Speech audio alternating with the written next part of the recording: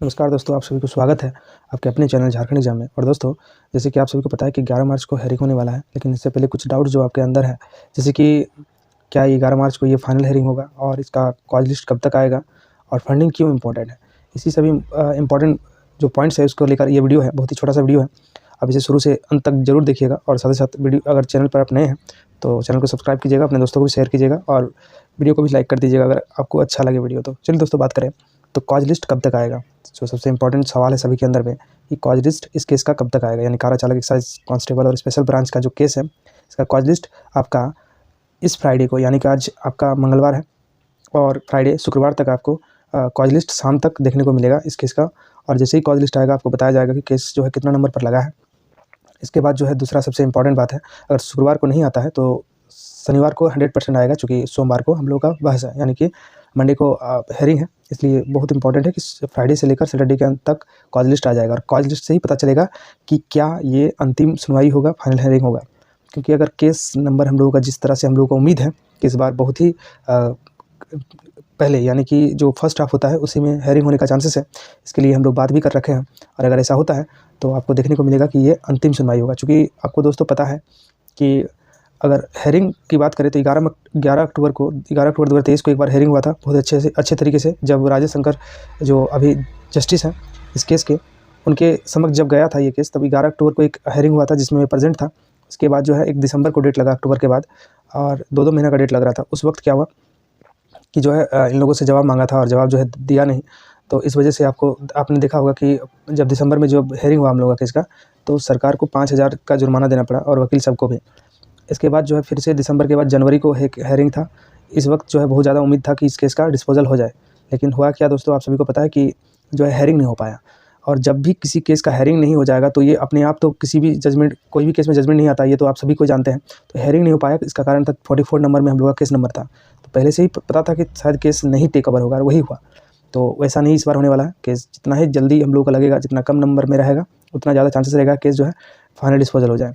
इसके अलावा दोस्तों, आप सभी को पता है कि कोर्ट है, इसमें 100% नहीं बताया जा सकता, लेकिन इतना सारा हम लोग इस बार मेहनत किए हैं और आप लोग सबको इस प्रकार से सपोर्ट किए हैं कि बहुत ज़्यादा उम्मीद है कि इस बार जो है केस डिस्पोजल हो जाएगा। बाबा बैद्यनाथ की कृपा से इस बार जो है हम लोगों का केस जो है रिजर्व होने वाला है और बहुत जल्द इसका जजमेंट भी आ जाएगा। तो इस बात को समझिएगा, तुरंत जजमेंट नहीं आता है, पहले केस रिजर्व होता है, फिर जज जो है इसमें कुछ भी डिसीजन लिखते हैं, फिर एक डेट फिर शो होता है और उसमें जो है जो भी इसमें जो आपका जजमेंट आता है वो उस दिन आता है, यानी जजमेंट जज के द्वारा ही पढ़ के बताया जाता है।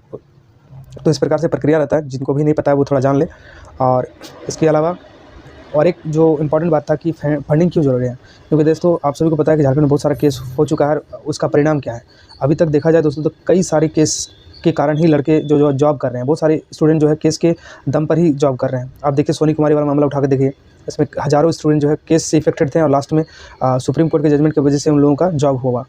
और इसके बाद अभी हाल फिलहाल में आप पंचायत सचिव को देख लीजिए, उसी जजमेंट से ये लोग भी इफेक्टेड थे और इन लोगों का भी जो नौकरी हुआ है वो आपका कोर्ट से ही हुआ है और उसी से हम लोग इफेक्टेड थे। लेकिन हम लोग समय पर सुप्रीम कोर्ट नहीं जा पाए, लेकिन खैर कोई बात नहीं, अभी हम लोग हाई कोर्ट में।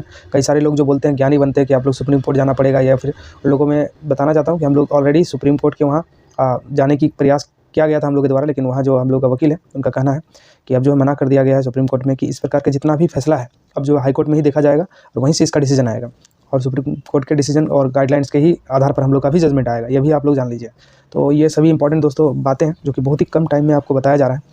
और फंडिंग जो भी दोस्त कर दी हैं उनके लिए तो बहुत अच्छी बात है, और जो अभी तक नहीं किए प्लीज़ ज़रूर से ज़रूर सपोर्ट कीजिए, क्योंकि अभी आपको मैं कुछ सिनेरियो बताने वाला हूँ। ये सभी आपको तो पता है, फिर भी मैं बताने वाला हूँ कि झारखंड में जितने भी एग्ज़ाम होगा अभी जेएसएससी का, खास करके जेएसएससी, हर एक एग्ज़ाम में नॉर्मलाइजेशन होगा। नॉर्मलाइजेशन का क्या खेल चल रहा है, अब जेएसएससी जेई का जो रिजल्ट आया है उसमें देख सकते हैं कई सारे दोस्त जो है रो रहे हैं। 13 शिफ्ट में एग्ज़ाम हुआ है, 13 शिफ्ट में से 3 शिफ्ट वालों को अधिक से अधिक नौकरी हुआ है और इसमें से बताया जा रहा है कि 28, 30 और 1 तारीख का जो मैक्सिमम शिफ्ट वाले में जो 90% लोगों का जॉब हुआ है। बाकी जो 13 शिफ्ट में बाकी शिफ्ट के जो स्टूडेंट थे उनका नहीं हो पाया सिलेक्शन। उनका कहना है कि कोई 100 से 150 नंबर ला के भी उनका सिलेक्शन है और 450 नंबर ला के भी सिलेक्शन नहीं हो पा रहा है। तो आप समझ जाइए कि दोस्तों बहुत ही संकटमय स्थिति आने वाली है झारखंड में, क्योंकि नॉर्मलाइजेशन से मुझे बहुत डर है और इसका मैं इफेक्ट झेल चुका हूँ। एक बार आईआरबी में जेएसएससी के द्वारा आईआरबी के एग्ज़ाम में मैं खुद इसमें भुक्तभोगी हूँ, और इसके अलावा रेलवे में ग्रुप डी में भी मेरे साथ इस तरह हो चुका है। तो इसलिए मैं कहना चाहता हूँ दोस्तों कि इस एग्ज़ाम में ना नॉर्मलाइजेशन है, ना किसी प्रकार का तामझाम है। आप सभी को पता है, एक शिफ्ट में एग्ज़ाम हुआ था पूरा झारखंड में, दोनों ही एग्ज़ाम में। तो इस प्रकार का कोई दिक्कत नहीं होने वाला। जिनका अच्छा नंबर है सो है, उनका नंबर कम नहीं होगा और सबका सिलेक्शन होगा। साथ ही साथ जो है सेकंड लिस्ट भी आने की चांसेस है।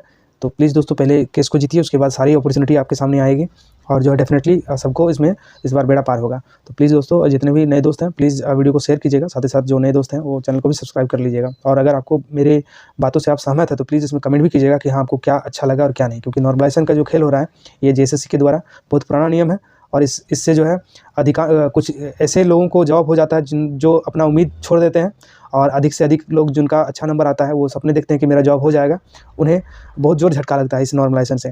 तो दोस्तों इस प्रकार से अभी जितने भी एग्ज़ाम होगा इतना बेरोजगारी बढ़ गया है कि इसमें कितना कंपटीशन होगा आप खुद समझिए। इसलिए दोस्तों प्लीज़ सबको सपोर्ट कीजिए, और सारा चीज़ आपको मैं बता चुका हूँ कोर्ट में क्या कुछ होने वाला है।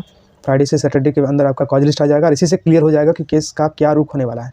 क्योंकि जज साहब दिसंबर में खुद बोले थे, यानी कि जो हम लोग के जो जस्टिस साहब हैं उन्होंने खुद कहा था कि स्टूडेंट का केस जो है ना 6 मंथ के अंदर क्लियर होना चाहिए। जबकि ये केस जो है 5 से 6 साल यानी 5 ईयर्स से लेकर 6 साल तक, मतलब 5 से 6 साल तक चल चुका है ये केस। ये काफ़ी लंबा हो चुका है दोस्तों। वैकेंसी 5-6 साल का है, केस भले ही 2-3 साल से चल रहा है, लेकिन वैकेंसी जब की है तब से देखा जाएगा, उस हिसाब से देखा जाए तो इसमें जो है बहुत सारा बेनिफिट ऑफ डाउट्स जो है हम लोगों के ऊपर में आने वाला है। साथ ही साथ इसमें जो स्टूडेंट का एज है वो भी बहुत ही बढ़ चुका है। अब किसी भी स्टूडेंट को इसमें जितने भी कैंडिडेट है, एक भी स्टूडेंट आपको 25 से नीचे वाले नहीं मिलेंगे। सभी 25 से लेकर 30, 32, 33 ईयर तक स्टूडेंट आपको मिलेंगे जिनका दूसरा कोई जॉब होने का चांसेस ही नहीं है। दोस्तों ये बहुत इंपॉर्टेंट है, 1-2 दिन बाद आप लोगों से मिलना, और आप लोगों को भी अच्छा लगता है। और साथ ही साथ अगर आप लोग जो भी दोस्त को नहीं जानते हैं कि उनका अच्छा नंबर है लेकिन वो आशा उम्मीद छोड़ दी हैं, उनको ज़रूर शेयर कर दीजिएगा वीडियो, ताकि उनको समझने में अच्छा लगे और वो समझ सके कि झारखंड में कोर्ट का क्या पावर है। चूँकि 2-3 आपको मैंने एग्जांपल दे चुका हूँ जिसमें जो है जजमेंट के आधार पर ही वो लोग जॉब कर रहे हैं। ठीक है, चलिए दोस्तों, गुड बाय।